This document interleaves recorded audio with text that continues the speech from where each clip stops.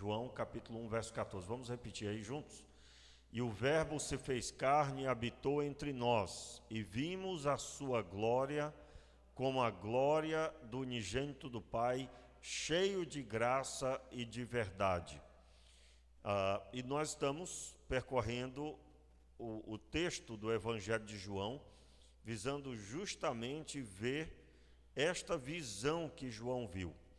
Nós estamos vendo os principais pontos, e esse eu considero um dos principais, pois o título que está aí é A Vida por Intermédio do Filho. Nós, por 2 mensagens, ministramos a respeito desse assunto, lendo aí a partir do verso 16, tem que trocar de novo o microfone? Tá bom assim? Tá bom? Versículo 16 em diante, que fala Jesus expressando, após ter feito o milagre da cura de um paralítico, que já estava enfermo há 38 anos, ele então recebe uma confrontação dos fariseus, dos líderes religiosos, que eles exatamente tentam desqualificá-lo, porque na visão deles ele quebrou o sábado. Já disse aqui em outra palavra que ele não quebrou o sábado, ele quebrou o sábado do entendimento dos judeus. No entendimento deles, da religião do judaísmo, Jesus quebrou o sábado, mas no entendimento do texto bíblico, absolutamente ele não fez isso. E é por isso que Jesus agiu como agiu, pois eles estavam torcendo a palavra de Deus, né? E Jesus se portava exatamente conforme a Escritura. O texto segue Jesus declarando o que ele veio fazer. Ele veio dar vida ao que estava morto. Ele veio e nos versículos 23, 24, Jesus declara que ele veio para ressuscitar.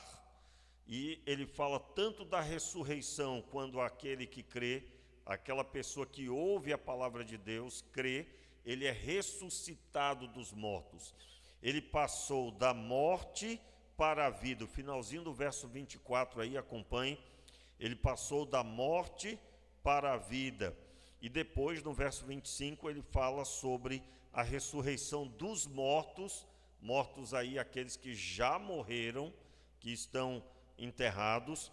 Então ele faz alusão a essas duas coisas. Na última pregação, nós expressamos que essa é a grande missão de Jesus. Por quê? Porque essa morte entrou em Adão. A principal destruição do homem é o afastamento de Deus. O homem se afastou de Deus, Deus é vida, e se ele está afastado de Deus, então, respectivamente, ele está morto. Ele está morto. Então, essa é a principal obra que Jesus veio fazer. Eu quero lembrar a você que isso deve encher o seu coração. Por que é que nós temos pessoas desanimadas hoje em dia? Eu estou usando o termo que se usa, né? Porque elas entenderam que o cristianismo lhe daria garantia de todas as outras coisas, como sendo as principais: emprego, bens materiais. Quando eu digo emprego, irmãos, claro que Deus vai te dar emprego, que Ele vai te sustentar, Ele vai te abençoar com sustento. Mas há um intervalo entre um emprego e outro. Há um período que pode ser de escassez, porque Deus está ministrando, edificando, ou não. Ou pode ser escassez com emprego. Ou você nunca viu alguém com escassez estando trabalhando, né? Isso é só para a gente ver que escassez não está ligada à falta de emprego, viu? Pode vir escassez agora sobre o homem mais rico. Basta a mão do Senhor se mover com esse objetivo. Então nós precisamos encher o nosso coração com a conquista maior que nos foi dada. Nós passamos da morte para a vida. Da morte para a vida. E os irmãos, conforme o ensino da palavra vai sendo ministrado, depois você ouve a música. Por favor, não é nada contra quem fez a música, mas tem uma música, a gente cantou aqui ou canta ainda, não vem ao caso isso, porque nós vamos descobrir coisas sobre música que nós cantamos agora num futuro mediante a iluminação da Escritura. Tem uma música muito conhecida que é Senhor, faz algo novo hoje. O Senhor vai fazer algo novo. O Senhor hoje vai fazer algo novo. Já viram? Já viram essa música? Dá uma observada na ênfase quando, dependendo do lugar, é cantado a música. A impressão que se tem é que vai ter uma novidade, um milagre acontecendo ali. Senhor, faz algo novo aqui. Senhor, faz algo novo aqui. Faz algo novo hoje, agora. Dependendo da motivação do coração, e eu particularmente acredito que grande parte está com a motivação errada, como assim? Vive de milagre em milagre, esperando um milagre maior do que o outro para poder se animar. Os irmãos estão entendendo? Olha só, a música pode ter a melhor intenção que tenha, quem fez a música. Mas dependendo de quem está cantando, eu estou falando do auditório, das pessoas no grupo, dos que estão na igreja, né, na nave, que chama nave, né, onde está sentado, esse faz algo novo pode estar recheado de algo que vai mover a vida da pessoa por mais um mês. Né? Vai mover a vida da pessoa por mais uma semana. O que é que falta na igreja de hoje? A contentação. Eu estou contente com minha comunhão com o Senhor. E essa comunhão foi promovida por Ele, quando Ele me tirou da morte e me levou para a vida. E a vida está em Jesus. Então, isso é o que preenche a vida do crente. As outras coisas são um Deus que ama, cuida e tem prazer em sustentar, abençoar a família, em abençoar com emprego, usar você no plano dele. Usar você no plano dele. Muito importante isso, muito importante. Por exemplo, existe uma visão do judeu, né? O judeu, ele ensina os seus filhos a se prepararem para a vida. Por isso que na cultura judaica, aos 12 anos o garoto já tem que ter responsabilidade de ir e vir e ter uma postura se preparando muito mais para a vida adulta. Qual o grande problema da nossa cultura, irmãos? Que os jovens são ensinados que quando tiverem 18 anos eles poderão tomar as decisões.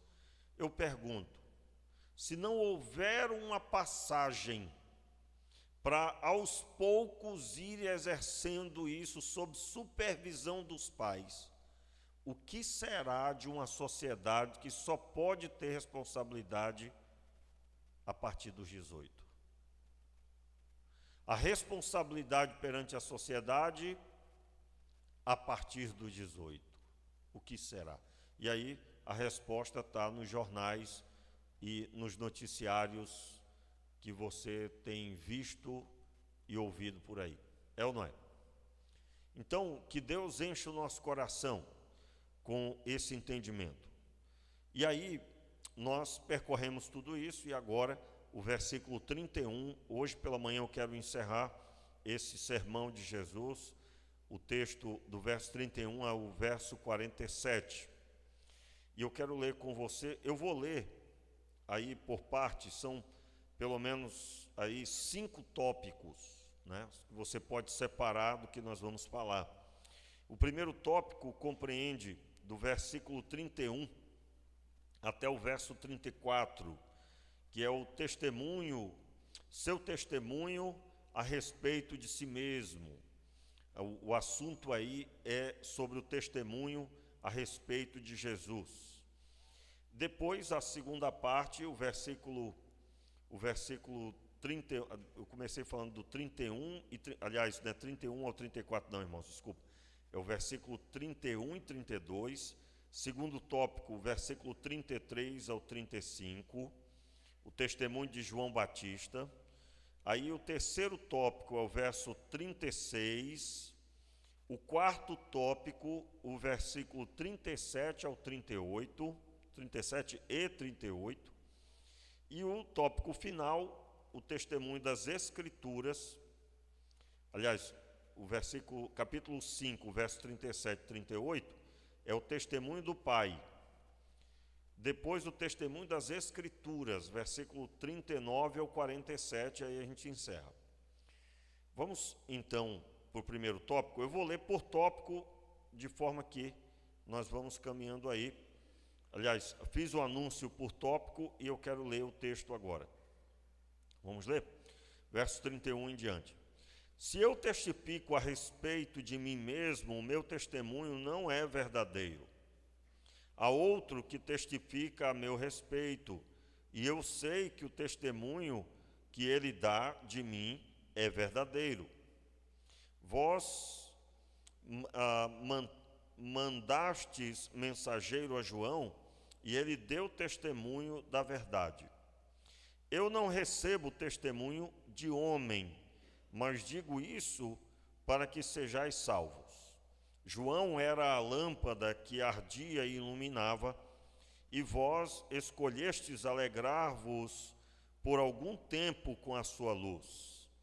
Eu tenho maior testemunho do que o de João, pois as próprias obras do Pai, que o Pai me deu para realizar, essas que eu faço testificam que o Pai me enviou. Verso 37, vamos juntos aí? E o Pai que me enviou, ele mesmo testificou de mim. Vós nunca ouvistes a sua voz e tampouco vistes a sua forma. E se a sua palavra não permanece em vós, pois não crerdes naquele que ele enviou. Examinais as Escrituras, porque pensais ter nelas vida eterna, e são essas Escrituras que testificam de mim. Contudo, não quereis vir a mim para terdes vida. Eu não aceito glória dos homens, mas vos conheço. Sei que não tendes o amor de Deus em vosso coração. Eu vim em nome de meu Pai, e não me aceitais. Mas se outro vier em seu próprio nome, a esse aceitais. Como podeis crer, recebendo glória uns dos outros, mas não vos esforçando para obter a glória que vem do único Deus? Não penseis que eu vos acusarei perante o Pai. Quem vos acusa é Moisés, a quem esperais. Se cresceis em Moisés, crereis também em mim, pois ele escreveu a meu respeito. Se, porém, não crerdes nos seus escritos, como crereis nas minhas palavras? Vamos orar?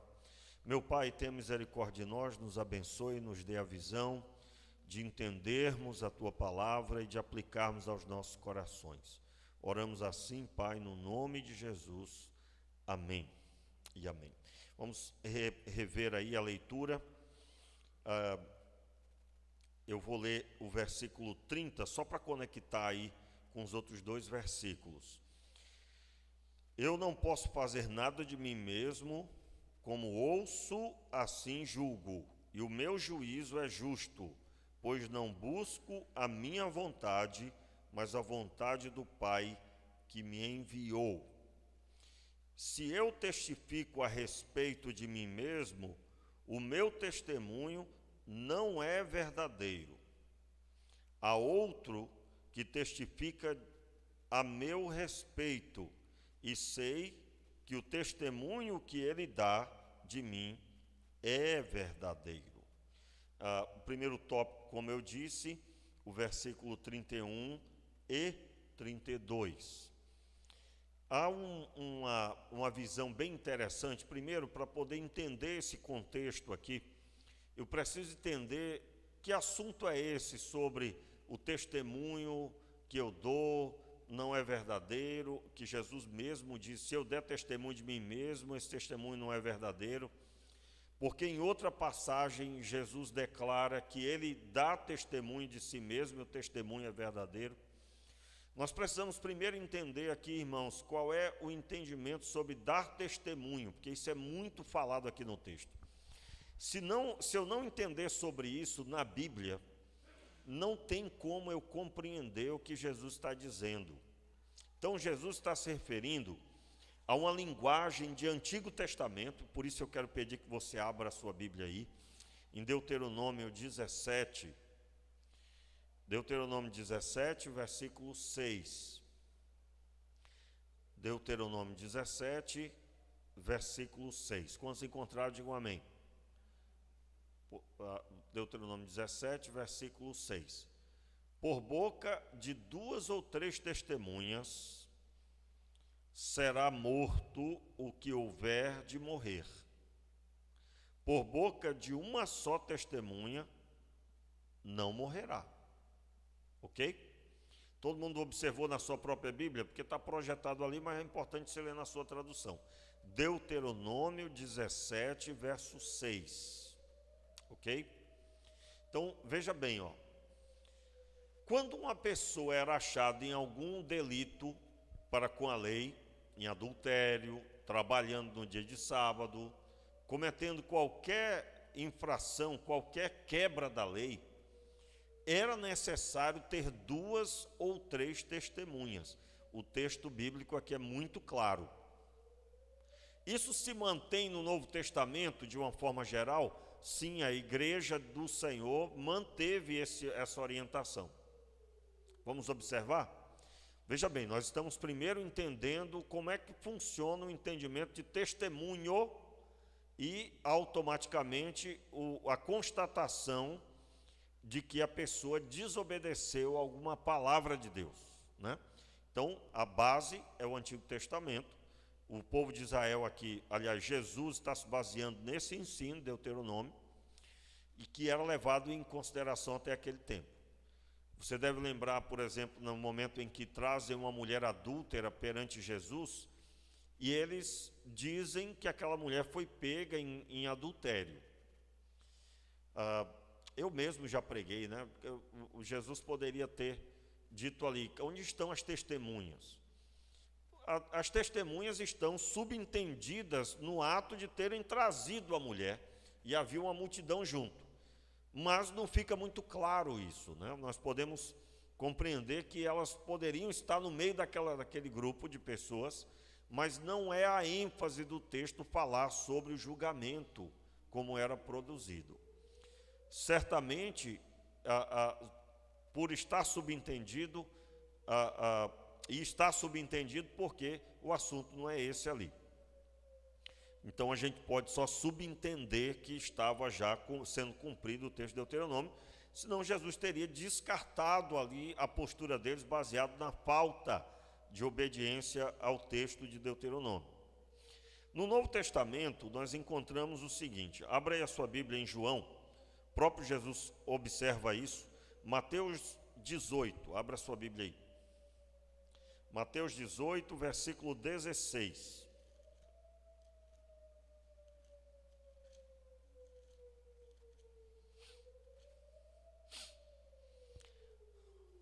Perdão do pecado de um irmão, não é assim?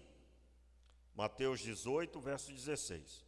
Aí o texto começa no verso 15, é assim, ó. Se porém o teu irmão pecar contra ti, vai e repreende-o entre ti e ele só. Se te ouvir, ganhaste o teu irmão, ok?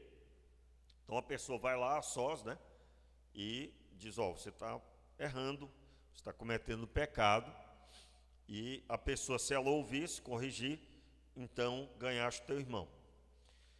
Se porém, verso 16, vamos ler juntos? Se porém ele não te ouvir, leva contigo 1 ou 2. Notaram aí? 1 ou 2. Tal não tá, Jesus tal não está seguindo a regra aqui de Deuteronômio. Deuteronômio diz 2 ou 3. Jesus segue essa. Pastor, mas Jesus seguiu a lei? Irmãos, não tem nenhum problema na lei, né? Você encontra uns irmãos em Cristo assim, parece que eles têm uma aversão à lei. Pastor, a lei já se encerrou. Ô, meu irmão, coitado, você está num grave problema. Por quê? Meu irmão, a gente tem que amar toda a Bíblia, toda a Escritura. Pastor, eu amo, mas tem uns textos que não dá não. Aquelas falas dos amigos de Jó, por exemplo. Ali é para você se abraçar com aquelas falas dele, dizendo, assim somos nós. Uma hora dessa a gente vai falar uma besteira. Está lembrado dos amigos de Jó? Eles falam com convicção que Jó era um pecador. Eles levantam denúncias falsas sobre Jó. Irmão, quando a pessoa está no chão, arrebentado, fica fácil falar sobre essa pessoa. Todo mundo, aliás, vai buscar uma explicação. E a gente tem que tomar muito cuidado com isso, porque nós não sabemos o pensamento do Senhor sobre o que está acontecendo ali, né? Eu, por exemplo, tenho muito cuidado com isso, principalmente com ex-ovelhas, né?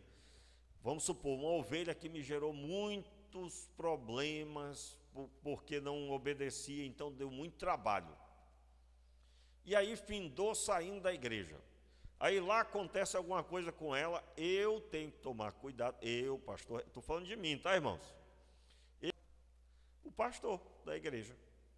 O pastor, cuidando das suas ovelhas, constantemente ele tem o cuidado de ter que... Ô, meu irmão, mas isso aqui você não acha que está fora do esquadro? Você não percebe que a Escritura diz outra coisa e não é dessa forma? Ou seja, quem é a pessoa que mais faz isso oficialmente? O pastor da igreja. E aí a pessoa endurece o coração, diz que não, aí começa a atacar o pastor, sei lá, alguma coisa assim muito louca. Aí a pessoa sai da igreja, porque ela vai sair de perto de quem está corrigindo. O ser humano que está em pecado, ele não gosta de ser corrigido, não gosta, principalmente o que está a pleno vapor. Aí, anos depois, acontece alguma coisa com essa ovelha, vira o carro, quebra a perna, não sei. Eu, no meu coração, eu tenho que tomar o cuidado de não ficar apontando o dedo, dizendo, viu aí, o Senhor baixou a mão. Por que, irmãos, que eu tenho que tomar esse cuidado? Porque eu não sei o que está acontecendo atualmente. E sobre tudo que aconteceu no período que eu acompanhei, a minha oração é que Deus tenha transformado a pessoa. Porque, afinal de contas, dependendo de quantos anos se passaram, que Deus tenha misericórdia, né? Como assim? Porque nós podemos seguir o caminho dos amigos de Jó. Listar diante da correção de Deus, ou não, proferir coisas que nós não temos ideia do que se trata. No caso dos amigos de Jó, eles se deram muito mal, porque eles levantaram que Jó havia cometido pecado e não havia.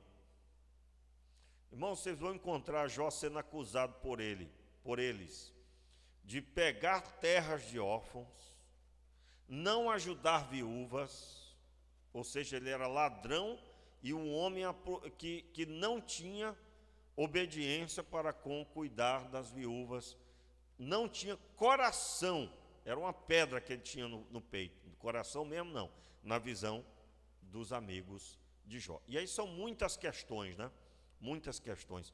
Eles dizem que Jó era altivo, soberbo, eles proferem palavras. E o que Deus disse sobre Jó, irmãos? Foi o que Deus disse sobre Jó. Observaste meu servo Jó, homem íntegro e reto, que teme a Deus e se desvia do mal. O próprio Deus disse isso. Então, o meu conselho, né, para você, cuidado, porque a gente tem que presenciar a situação. E é o que Jesus está dizendo aqui. Você vai com 2 ou 3 testemunhas, vamos ler de novo, verso 16 aí. Se, porém, ele não se converter, não te ouvir, né? Leva contigo 1 ou 2, para que pela boca de 2 ou 3 testemunhas, toda a palavra seja confirmada. E aí você já conhece o texto. Se ele não se converter ainda, leva à igreja e o considera como publicano, pecador. Então, oficialmente, essa pessoa seria declarado, então, que ela está em pecado. Veja bem, 2 ou 3 testemunhas. Então, nós explicamos aí que isso tem fundamento em Deuteronômio 17, verso 6. Então, no texto de João 5, e agora retornando, aliás, eu quero ler novamente com você, eu quero ler mais, pelo menos 2 textos, 2 Coríntios 13, por gentileza.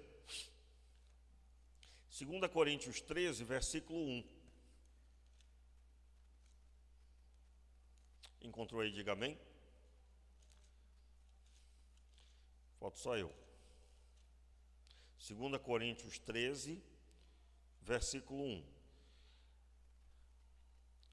É esta a terceira visita que eu faço, por boca de 2 ou 3 testemunhas será confirmada toda palavra. De onde Paulo tira esse princípio? Claro, aqui ele está falando de um assunto específico, mas ele está declarando o princípio que foi aprendido da parte do Senhor, que está registrado em Deuteronômio 17. Vamos ler de novo, os irmãos, tem alguns que estavam folheando ainda. É esta a terceira visita que eu faço. Por boca de 2 ou 3 testemunhas será confirmada toda a palavra. E aí segue o assunto que Paulo, no caso, vai tratar.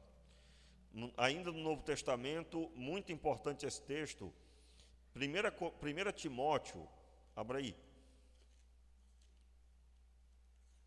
1 Timóteo, capítulo 5, verso 19.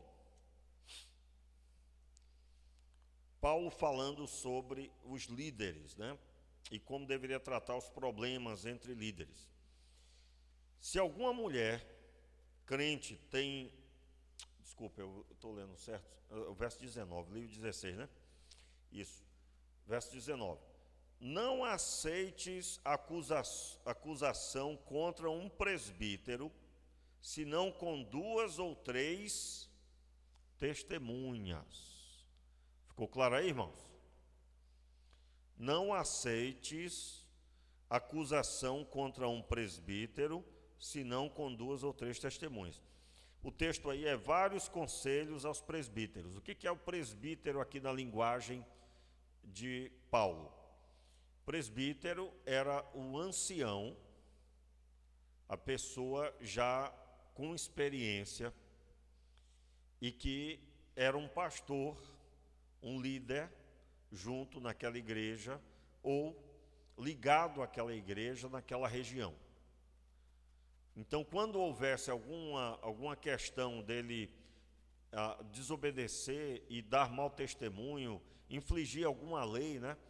Os presbíteros, você vai encontrar a orientação que eles deveriam ser marido de uma só mulher, eles deveriam ser aptos para ensinar, não dados ao vinho, e tem uma lista grande lá. Se ele aparecesse quebrando algumas dessas orientações, deveria ser constatado mediante 2 ou 3 testemunhas.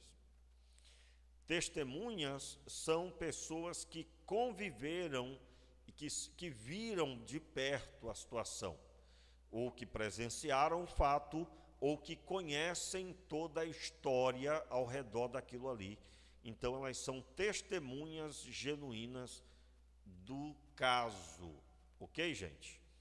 Então, mediante esse entendimento, eu quero retornar agora para o Evangelho. Ficou claro que no Novo Testamento se mantém o princípio da testemunha, não é? Nós fazemos isso até hoje, né? Até hoje. Quando alguém vai ser desligado do rol de membros, tem que ter todo um acompanhamento, né? Tem que ter uma constatação das questões. Num tempo como esse, irmãos, está bem mais fácil, né, constatar, porque as pessoas se expõem bastante, né?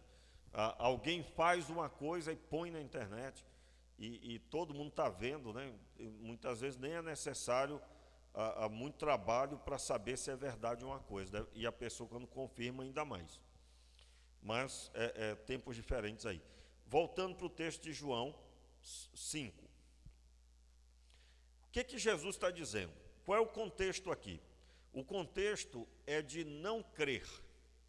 Os líderes religiosos eram quem estavam aqui ouvindo essa palavra. Eles não acreditavam em Jesus. Eles estavam buscando matá-lo. Os irmãos podem confirmar aí no começo do texto, né? No começo do texto aí, o versículo 16.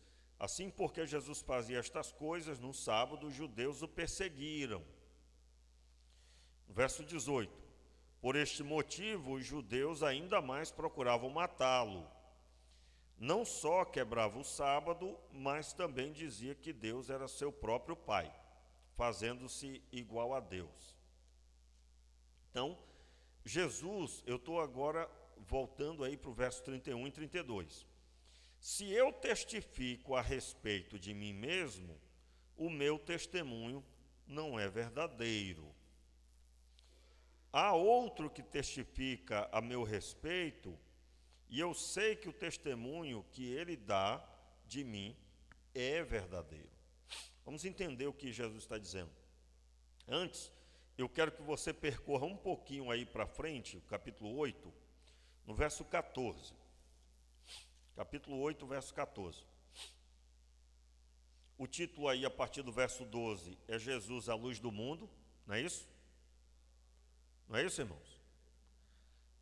João 8, versículo 12 em diante, Jesus é a luz do mundo, correto? Alô? Vocês estão comigo? Jesus é a luz do mundo. O verso 14, olha o que Jesus diz.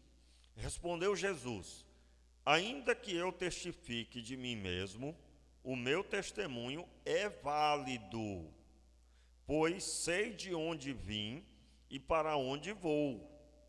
Mas vós não sabeis de onde venho, nem para onde vou.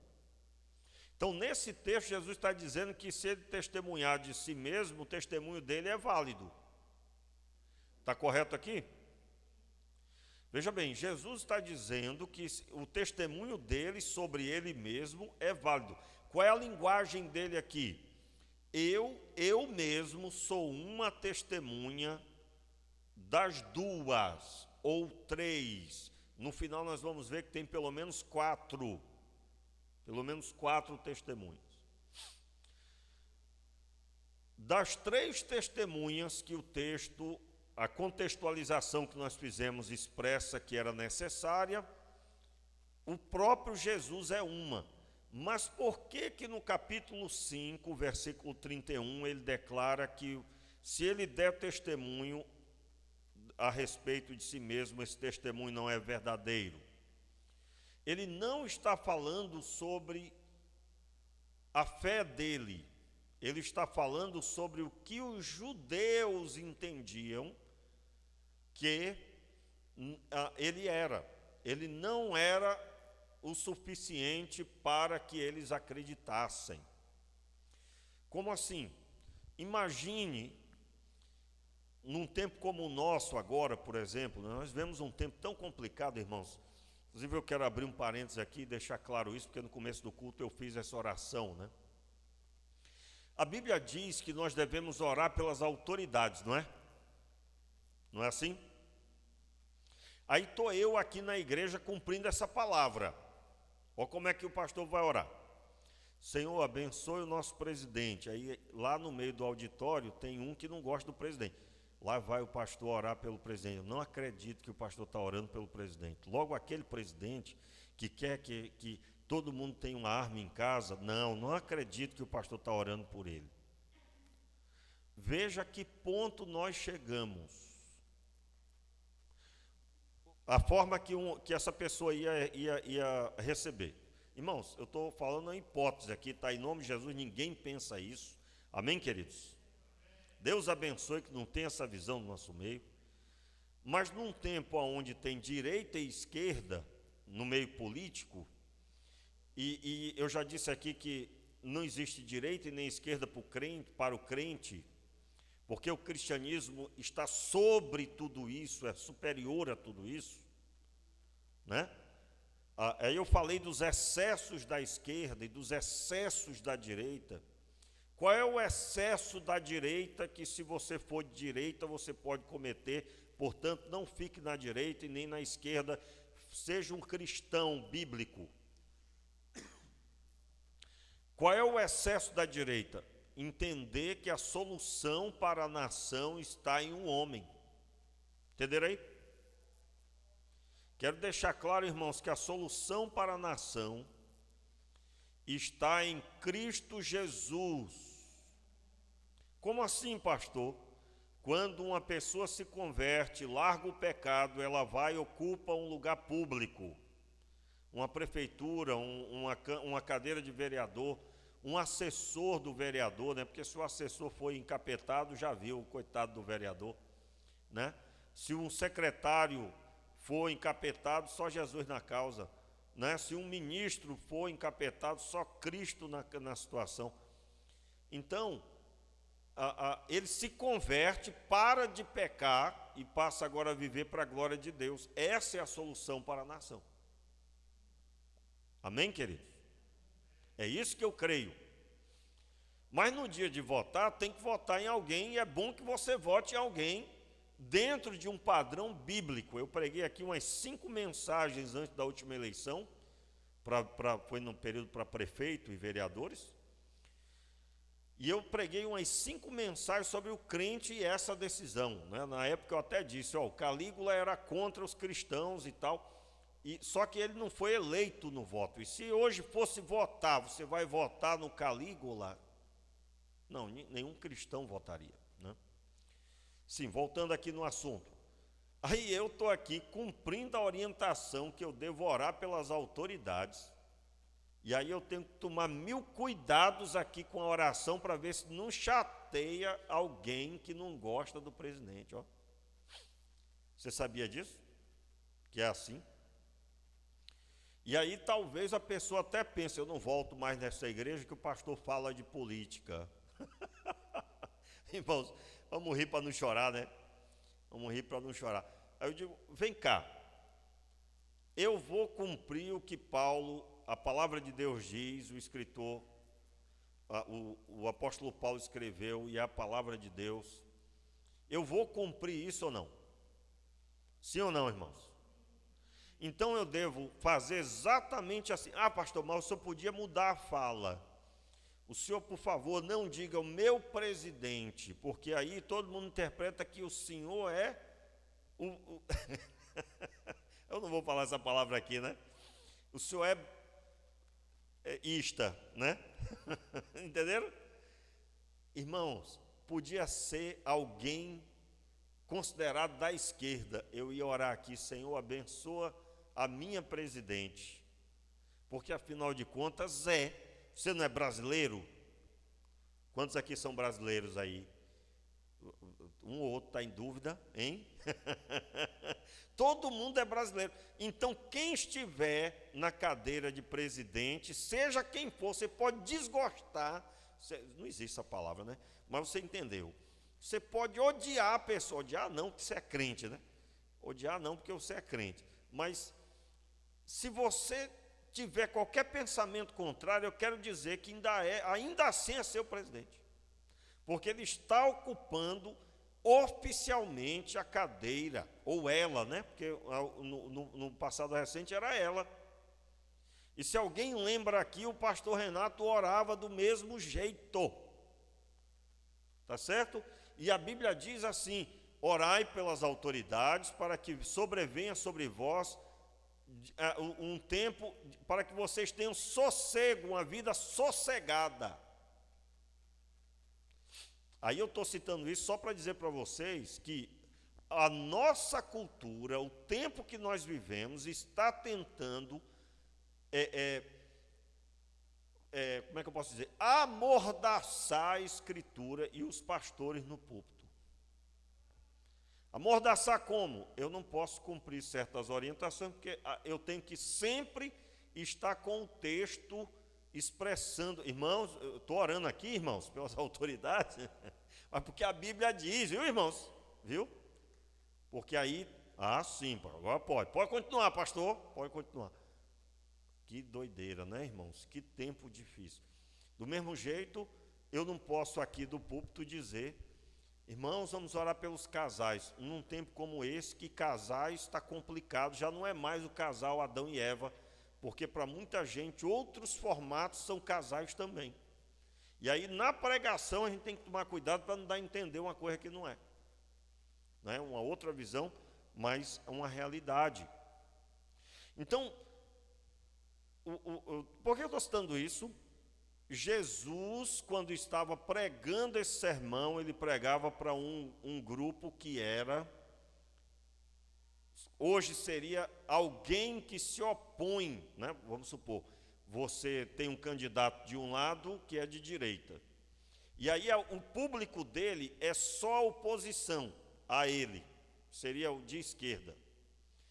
Aí ele fala quem ele é e que ele é a solução. Aquele público vai aceitá-lo, irmãos? Não, vai repudiar, jogar pedra, né? Vai fazer um monte de coisa, né? Essa semana mesmo foi um pessoal vestido de, alguns estavam vestidos de roupa íntima, algumas mulheres, e lá num determinado local eles foram fazer um protesto contra o ministro da Economia, levaram pé de galinha, levaram um monte de cartaz feito à mão, e aquele pessoal tudo seminu, se deitaram no chão, rolaram, protestando, pedindo para ele sair do cargo. Né?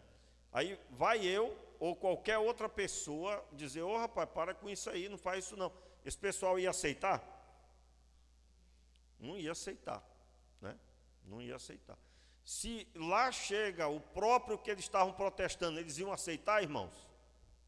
Não iam aceitar. É o caso de Jesus aqui. Jesus está proferindo esse sermão para quem queria matá-lo.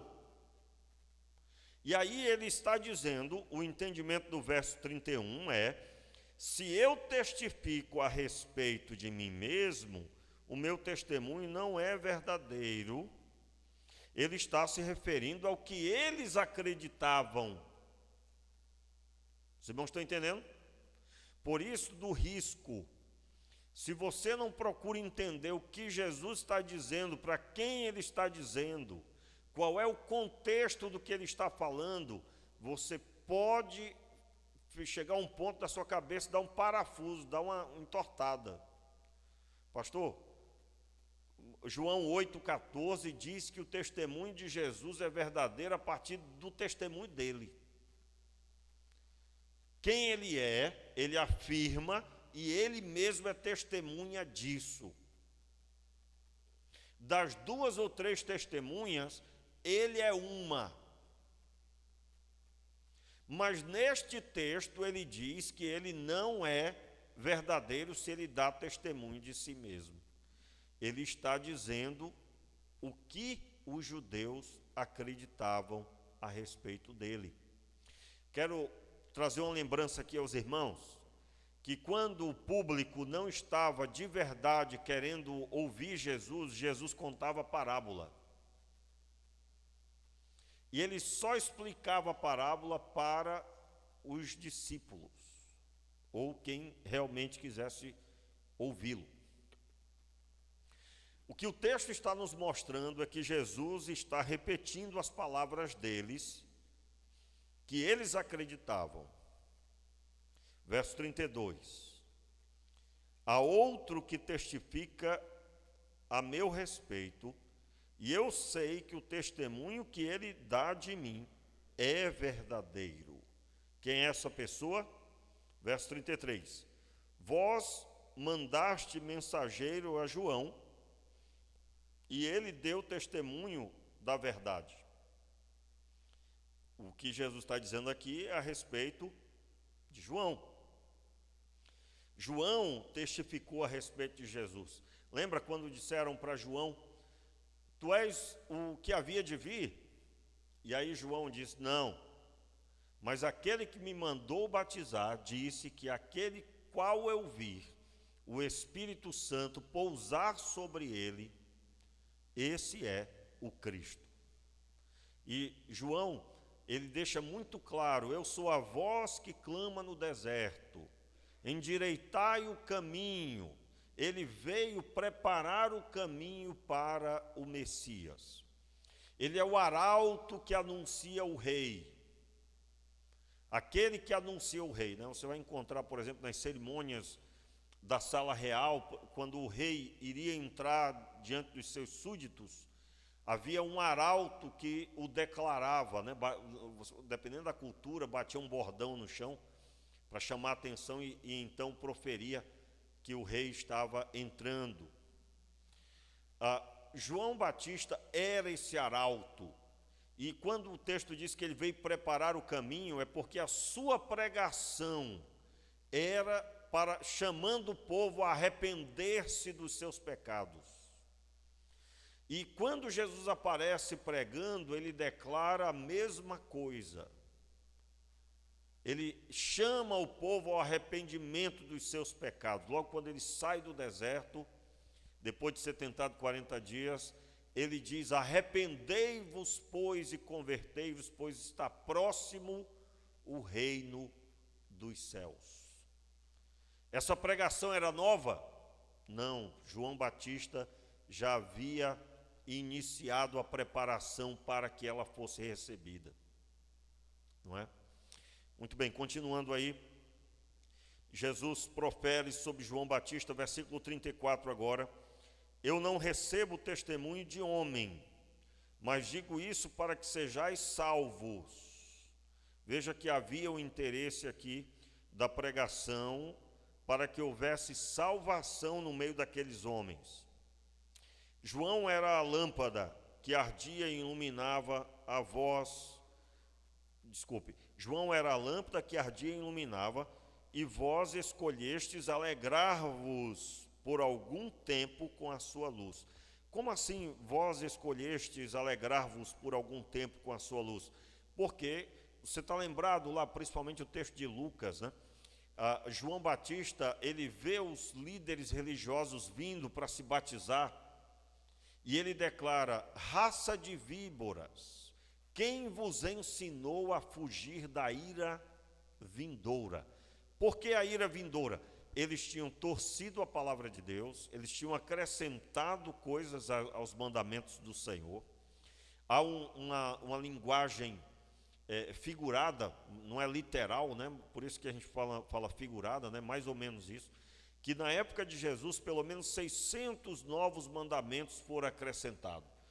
Eu me lembro que quando eu estudei isso a primeira vez, ainda no seminário, ainda decidindo qual era o trabalho final que eu ia fazer, eu descobri que não era 600 mandamentos, isso é só uma força de expressão de que eles acrescentaram centenas de novos mandamentos. Não muda muita coisa, né? Porque se fosse só uma centena já era muita coisa. E aí nós vemos nos evangelhos alguns deles: lavar as mãos e os copos antes de comer, ainda que isso é uma prática maravilhosa, mas era algo espiritual para eles.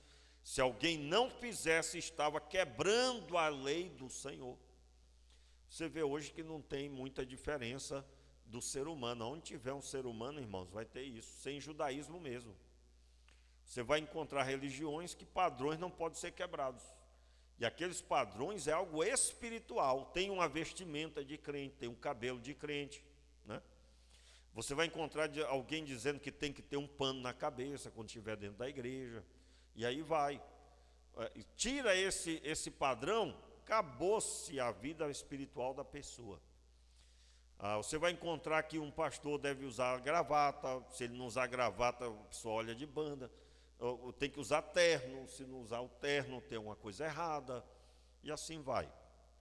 Quando o grande e profundo achado é uma pessoa com o coração transformado, e automaticamente ela vai andar decentemente, claro, porém, ela não pode fazer disso meio de recebimento da parte do Pai. Não, você Deus recebe. Não, você não. Eu me lembro de um amigo meu que ele acreditava que mulher alguma podia nem colocar um batom, né? Muito menos uma pintura mais poderosa. Uma forma de falar aí mais bonita, né? Muito menos isso. Aí ele foi a uma vigília, e lá ele estava passando uma luta, irmão, só Jesus na causa e tal. Ele pediu para Deus usar alguém. Irmãos, aí se levantou uma irmãzinha de um lugar lá, que ela estava sentada, e falou com ele no profundo do coração, coisas que só ele e Deus sabiam. E aí quando ele abriu os olhos, foi ver, a mulher estava com um batom, que era aqueles mais fortes que alguém podia colocar. E aí ele disse, eu não acredito que Deus... Como é que pode Deus usar uma pessoa dessa? Não, mas ele já tinha chorado o que tinha que chorar e tinha dito amém para tudo quanto Deus tinha falado.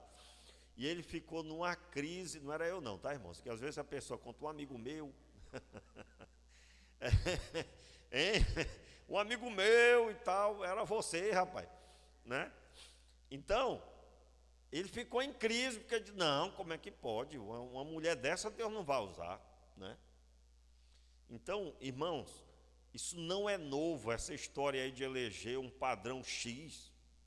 Um dos porquês que Jesus era reprovado pelos líderes, ele não tinha estudado nas sinagogas, não foi doutrinado por um mestre judeu do judaísmo.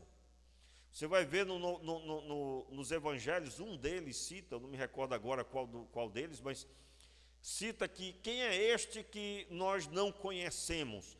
Quem fala é um judeu, um líder, um mestre judeu. E ele está dizendo, quem é esse que não tem registro no nosso meio? Se você procura estudar sobre o texto, você vai encontrar isso. Quem é esse que não estudou nas nossas sinagogas? Você já sabe que dos 6, 7 anos até os 13, estudava na sinagoga semanalmente o Pentateuco, e depois podia ir para a escola rabínica e se encerrava o estudo aos 30 anos. Continuando aí o texto, falamos sobre João Batista, ainda continuando, versículo 35, só me situar aqui. Agora eu quero ler o verso 36, vamos ler o verso 36. Eu tenho maior testemunho do que o de João, pois as próprias obras que o Pai me deu para realizar, estas que eu faço, testificam que o Pai me enviou. Que obras são essas que Jesus estava dizendo? A cura do paralítico. Está lá no começo do capítulo. Lembrando que foi a cura do paralítico que começou esse levante dos judeus aqui. Lembrando aí, irmãos, eles queriam matá-lo, porque ele se dizia filho de Deus, e ele quebrava o sábado que eles entendiam que não podia ser quebrado fazendo aquilo, curando uma pessoa. Vamos recordar alguns trechos do Evangelho. Abra aí a sua Bíblia, Mateus capítulo 3, verso 17. O testemunho do Pai. Nós começamos falando que todo esse contexto de João 5, nesse sermão de Jesus, ele se baseia em Deuteronômio 17, que quando 2 ou 3 testemunhas derem testemunho, esse testemunho é válido. E Jesus aqui identifica João Batista, que foi uma testemunha, ainda que eles, por um tempo, creram em João Batista, tudo indica que nesse momento agora já não acreditavam mais. Agora Jesus identifica que as obras que ele faz, que obras são essas? As curas, os milagres.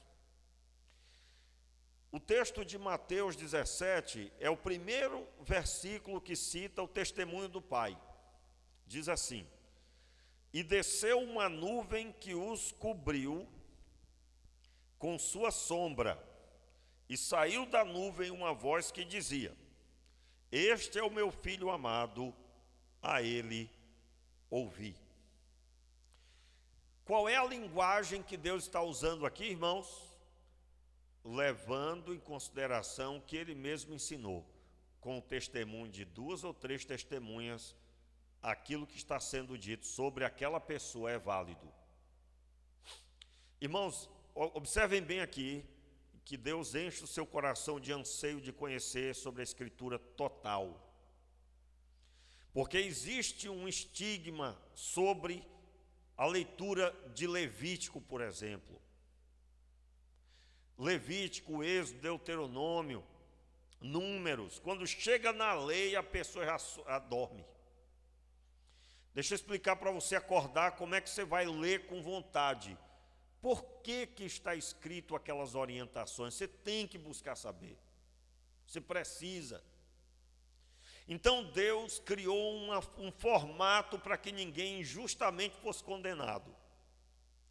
No texto de Deuteronômio, não está só em Deuteronômio, né, irmãos? Mas nós pegamos aqui o texto de Deuteronômio. Você vai encontrar também em outros trechos da lei. Mas o texto de Deuteronômio identifica um formato para impedir injustiças entre o povo. Bem, fulano quebrou a lei, mas cadê a prova? 2 ou 3 testemunhas. Está sendo dito aqui que Jesus quebrou a lei. Os irmãos entenderam? Diante da quebra da lei, deveria ter 2 ou 3 testemunhas. Aí Jesus está dizendo, eu tenho um testemunho, mas esse testemunho vocês não acreditam, que é o meu. Notaram aí, verso 31, que nós estudamos? João apareceu e testemunhou, vocês se iluminaram com ele por um tempo, tudo indica que agora já não mais, e ele também foi testemunho a meu respeito. E eu tenho também o testemunho do Pai, que com estas obras que eu faço, ele dá testemunho a meu respeito. Então Deus, irmãos, isso é muito forte. Deus cumpre a sua palavra. E ele cumpre, a palavra que ele ensinou no Antigo Testamento, isso aí é algo que está no meu coração, e eu espero que você entenda claramente. O que Deus estava fazendo quando deu essa palavra para o povo de Israel, ele depois usaria esse ensino para que eles reconhecessem o Cristo. Só que o testemunho que Deus ia invocar não era dos homens, porque o dos homens as pessoas podem distorcer, corromper, como é o caso dos testemunhos que levantaram contra Jesus na crucificação, você lembra? E aí depois você vai encontrar trechos no Evangelho dizendo que o que aquelas pessoas disseram não agradou o sumo sacerdote, então eles não usaram. Vamos dizer que ele fez isso, vamos dizer que ele quebrou o sábado, vamos dizer que ele blasfemou. Você está lembrado do testemunho que levantaram contra Paulo? As falsas testemunhas contra Paulo. No Antigo Testamento, Jezabel mata o dono do terreno que o seu marido, o rei Acabe, queria. Como é que ela fez? Levantou falsas testemunhas falando que aquele homem blasfemou. E ele foi morto, apedrejado. E ele foi morto, apedrejado por quê? Porque quebrou a lei. Jesus estava sendo acusado de quebrar a lei. E ele declara que quem dava testemunho dele não tem parte humana. Por isso que ele declara aqui, o versículo 32. Há outro que testifica a meu respeito, e eu sei que o testemunho dele que ele dá de mim é verdadeiro. Continuando. Vós mandaste mensageiro a João, e ele deu testemunho da verdade. Eu não recebo testemunho de homem, mas digo isso para que sejais salvos. Entenda aí, irmãos, eu não recebo testemunho de homem. Jesus não está dizendo, eu não quero testemunho de ninguém de vocês. Ele está dizendo que o testemunho número 1, quem confirma ele como não quebrador da lei, é o Senhor. E se alguém contesta, está aí as obras para que não seja contestado. Aí eu quero aqui mais uma vez destacar o milagre que Jesus faz. Até hoje tem que apontar para a veracidade da pessoa de Jesus. Se você busca um milagre para você dizer que é bonito, você está por fora. Se você busca milagre para dizer que sua oração é poderosa, que Deus é com você para encher o peito, você não entendeu. Os milagres dão testemunho de quem o realizou. Quem realiza os milagres até hoje é o Senhor. E esse milagre é para que todos creiam que Deus está confirmando o Cristo. Jesus Cristo é o Messias, o Salvador. Não existe alvo maior do que esse. Quando Jesus diz, eu não recebo testemunho de homem, Ele está dizendo, o meu testemunho, as minhas 2 ou 3 testemunhas são maiores do que os homens. E aí, novamente, o verso 36, eu tenho maior testemunho do que o de João, pois as próprias obras do Pai, que o Pai me deu, para realizar estas que eu faço, testificam que o Pai me enviou. Aí entenda bem o testemunho de Jesus. As obras que o Pai enviou, que enviou para que Jesus realizasse, são realizadas por Ele. Veja bem, no Antigo Testamento, as 2 ou 3 testemunhas eram para identificar o pecado e confirmar que a pessoa pecou. No Novo Testamento, as 2 ou 3 testemunhas estão identificando o cumpridor da lei, estão identificando aquele que Deus enviou e que Deus é com ele, Jesus Cristo, o Salvador. Esse é o testemunho que está aqui diante de nós e os judeus não estavam vendo. E aí agora, finalmente, por quê? Versículo 37, acompanhe.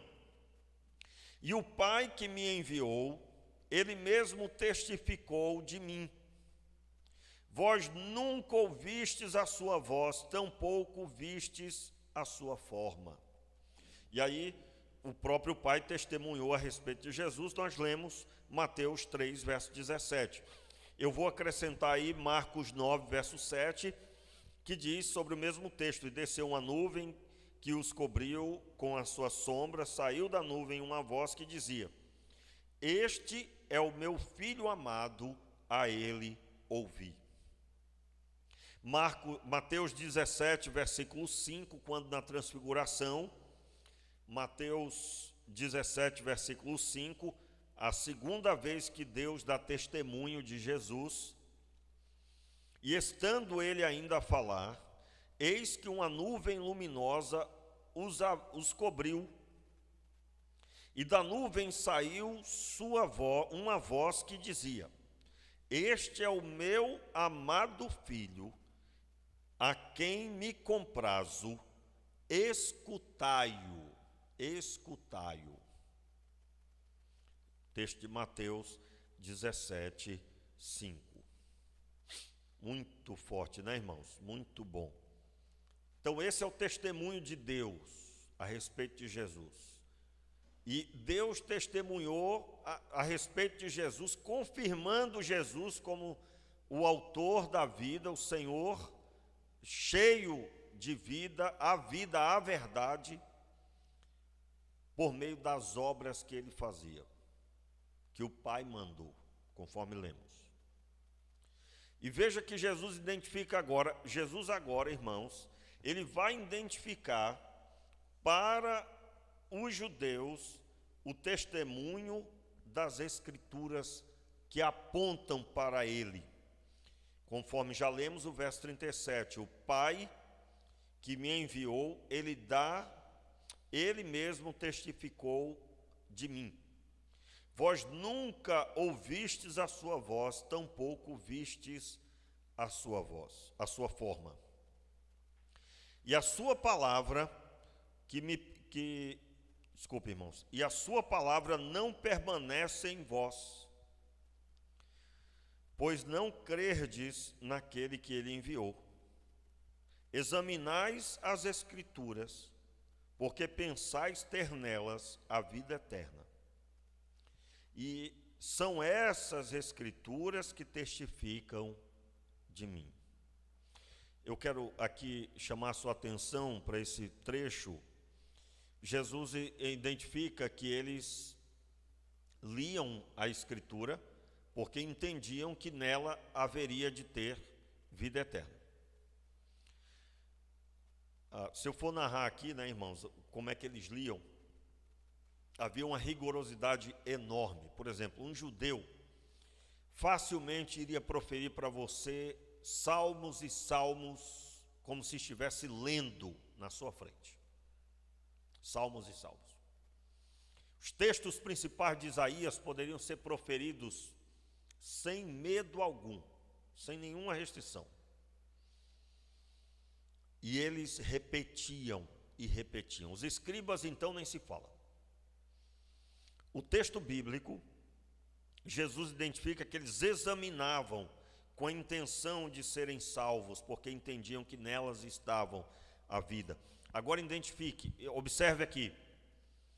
Se você é desses que lê a Bíblia, lê a Bíblia, lê a Bíblia e lê a Bíblia, se você não lê visando ver o Cristo, você está lendo da forma errada.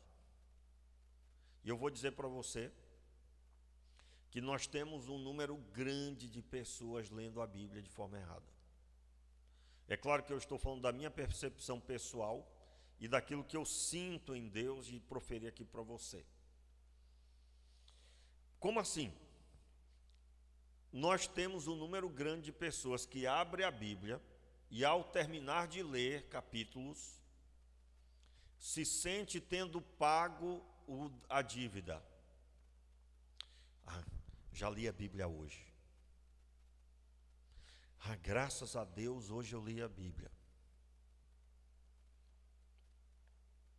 A Bíblia foi escrita, irmãos, para que todos conhecessem e reconhecessem o Cristo. Por que é que nós cremos que a Bíblia tem que ser lida sob a chave que é Jesus? Porque toda ela foi escrita para que nós tivéssemos o conhecimento de Cristo. Se você lê a Bíblia visando conhecer a Cristo, pastor, mas como é que eu vou ler o Antigo Testamento visando conhecer a Cristo? Meu irmão, nós vimos hoje a prova disso, porque eu tive que explicar um texto de Deuteronômio para você entender o sermão de Jesus em João capítulo 5. Eu citei aqui toda uma caminhada para que nós entendêssemos a linguagem. Talvez você já leu João 5, esse sermão, e disse, mas que sermão complicado. Eu dou testemunho, e a outra hora não dá testemunho, e o pai dá testemunho, e João deu testemunho. Mas para que tudo isso? A pessoa, né, dizendo. A pessoa em casa. Eu digo, rapaz, por isso que eu vou dizer um negócio, por isso que dá sono. Eu não entendo. Ô, meu querido, como que você vai entender se você não quer ler Levítico? Se você não quer saber por que tinha que matar o cordeiro? Irmãos, nós temos muitos casos de pessoas que leem, porque para poder dizer, hoje eu li a Bíblia, mas não consegue enxergar o Cristo, não consegue compreender os sermões de Jesus, não consegue ir de tempo em tempo, tem dúvida se realmente é salvo, se realmente está na igreja certa, será que eu devo levar a sério? Irmãos, isso é uma verdade tão profunda, tão absoluta, que você encontra não poucos crentes pensando em largar a igreja. Aí eu estou falando de uma forma geral. Qualquer coisa que acontece, tira a pessoa. Qualquer coisa que acontece, e se acontecer todas as coisas, ainda assim nós não temos como largar a igreja. Por quê? Porque a nossa âncora está na fé em Cristo Jesus.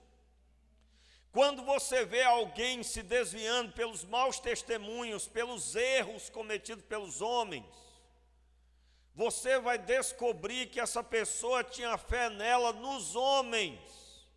A fé dela estava nas organizações, estava nos pastores. Eu fico muito preocupado quando alguém me elogia bastante. Não que isso seja ruim, porque se a gente dá testemunho, a gente vai produzir coisas boas e pessoas vão gostar da gente também. Claro que vai ser assim. Ah, pastor, que legal, meu filho fala muito bem do Senhor. Irmãos, nós estamos servindo a Deus e pregando a palavra e buscando abençoar as pessoas. Vai ter gente falando bem da gente, que coisa boa. Porém, no dia que a gente comete um erro na visão dessa pessoa, porque às vezes não é um erro, né? Mas na visão dela cometeu um erro, né? Aí a pessoa larga a fé. Ah, eu também não quero mais saber. Irmãos, por que nós temos uma quantidade de pessoas assim? Porque não conhece o princípio das 3 testemunhas.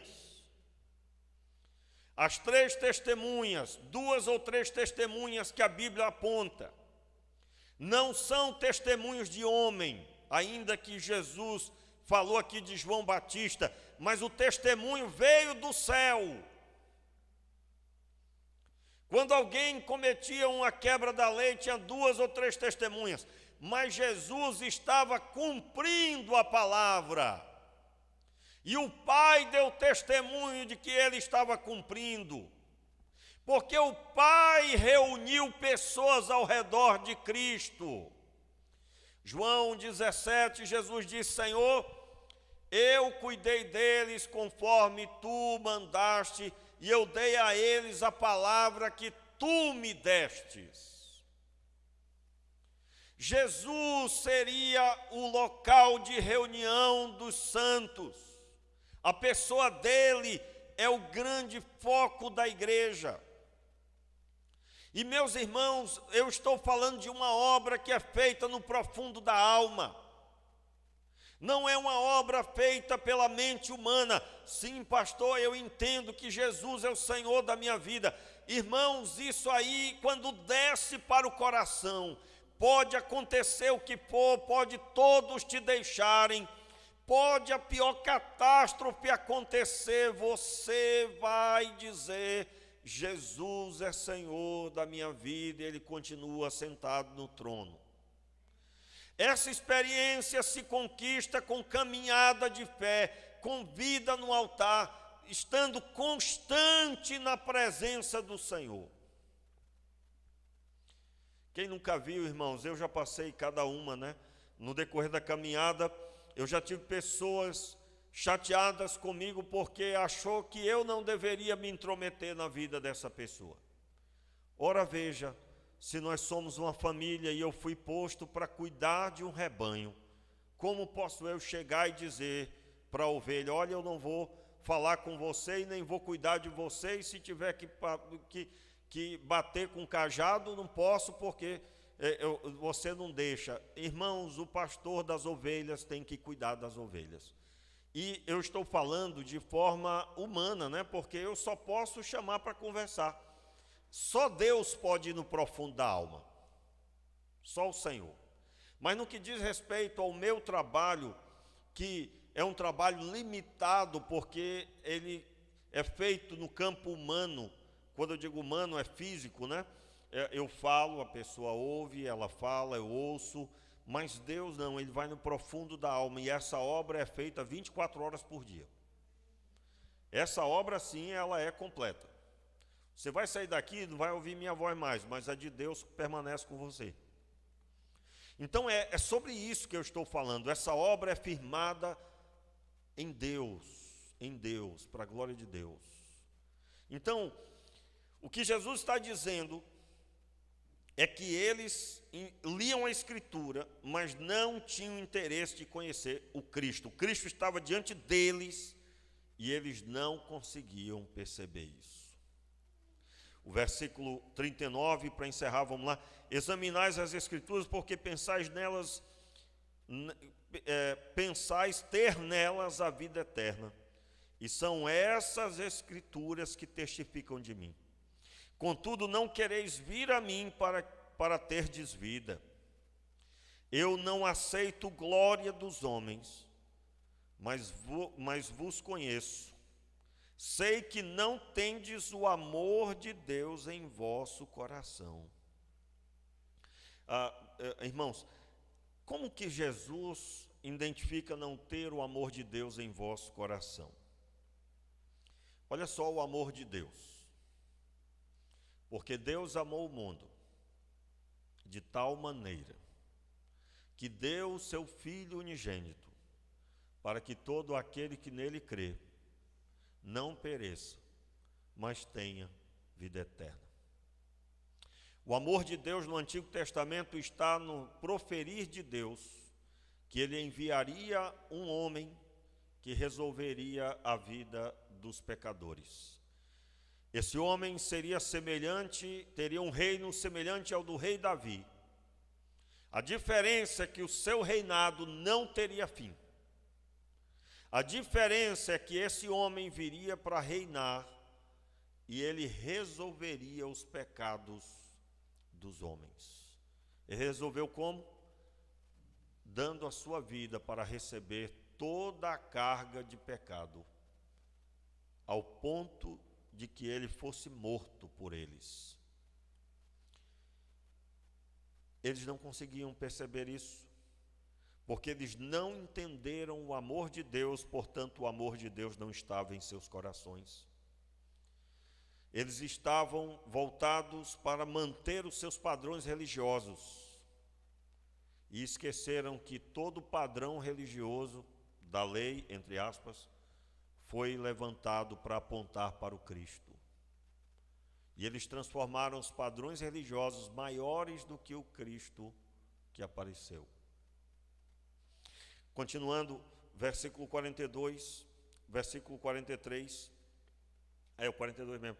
Mas vos conheço, sei que não tendes o amor de Deus em vosso coração. Já li, né? Verso 43. Vamos ler juntos? Fique de pé aí. Eu vim em nome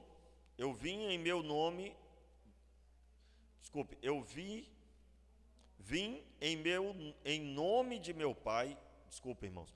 Eu vim em nome de meu Pai e não me aceitais, mas se outro vier em seu próprio nome, a esse aceitareis. Até o verso 47. Como podieis crer, recebendo glória uns dos outros, mas não vos esforçando por obter glória que vem do único Deus? Não pensais que eu vos acusarei perante o Pai. Não penseis que eu vos acusarei perante o Pai. Quem vos acusa é Moisés, em quem esperais. Se cresceis em Moisés, creríeis também em mim, pois ele escreveu a meu respeito. Se, porém, não crerdes nos seus escritos, como creríeis nas minhas palavras? Eu encerro nessa manhã, irmãos, dizendo que Jesus aqui declara para eles: vocês não entenderam o que vocês defendem. E da mesma forma, do mesmo jeito, por causa desse testemunho aqui, dessas pessoas, parece que o povo leu e entendeu assim. Viu, pastor, como o Antigo Testamento é difícil, nem eles entendiam. Vai que alguém entende isso, né, irmãos? Não é isso que eu estou dizendo, não é isso que a Bíblia diz. Meu irmão, sente para ler a Bíblia e peça a Deus: Senhor, direciona o meu coração para me entender como que eu tenho que ler. Não tenha nenhuma parte da Bíblia como algo que você não deve dar valor. Toda a Bíblia é importante, você precisa buscar aprender. Aí eu vou dizer para você aqui, quero ajudar você a perceber se você está fazendo por onde. Quanto que você tem investido para você aprender a Bíblia? Quanto tempo você investe para você entender a Bíblia? Irmãos, um crente deve buscar ler sem medida, mas deve buscar também entender o texto. Então, compre material, compre comentário bíblico, Bíblia com comentários bíblicos, material para te ajudar a entender a Bíblia. Faça um investimento. Se você só tem a Bíblia e mais nada, você está errado. Você precisa ter um material de apoio buscando orientar você sobre a Escritura. Vamos orar? E como eu disse no final, nós temos muito mais testemunhos, os testemunhos dos que foram curados, sarados, que dão testemunho de Jesus. O paralítico dava testemunho de Jesus. Nós temos o testemunho do Espírito Santo, que testifica com o nosso espírito que somos filhos de Deus. Portanto, se somos filhos de Deus, Jesus é o Messias, Jesus é o Filho de Deus, o Filho amado de Deus, o qual nós testificamos que tudo isso que está na Escritura é verdade. Vamos orar agradecendo? Diante disso, agradeça ao Senhor pela sua vida, pela graça do Senhor. Pai, muito obrigado. Muito obrigado, Senhor, pela revelação do Senhor, pela graça do Senhor, pela paciência que o Senhor tem conosco. Muito obrigado, Senhor, porque nós temos tanto que mudar, que ser transformados. Pai, retira de nós toda a aversão a trechos da Bíblia, ao cansaço que a leitura possa nos trazer.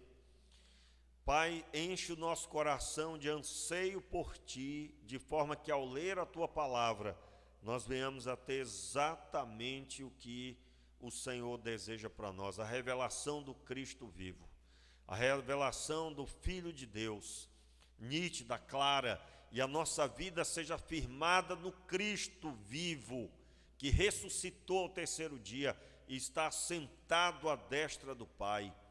Senhor, que cada dia aumente o número das pessoas que são inabaláveis, podem até sofrer, chorar, sofrer danos diversos, materiais, físicos, emocionais, mas, acima de tudo, sua fé não é arrancada, porque eles já sabem, pelo testemunho do Senhor, da Escritura, do Espírito Santo e daqueles que têm sido transformados, de que o Senhor é Deus. Muito obrigado, Senhor. Muito obrigado, Senhor, principalmente pela paciência.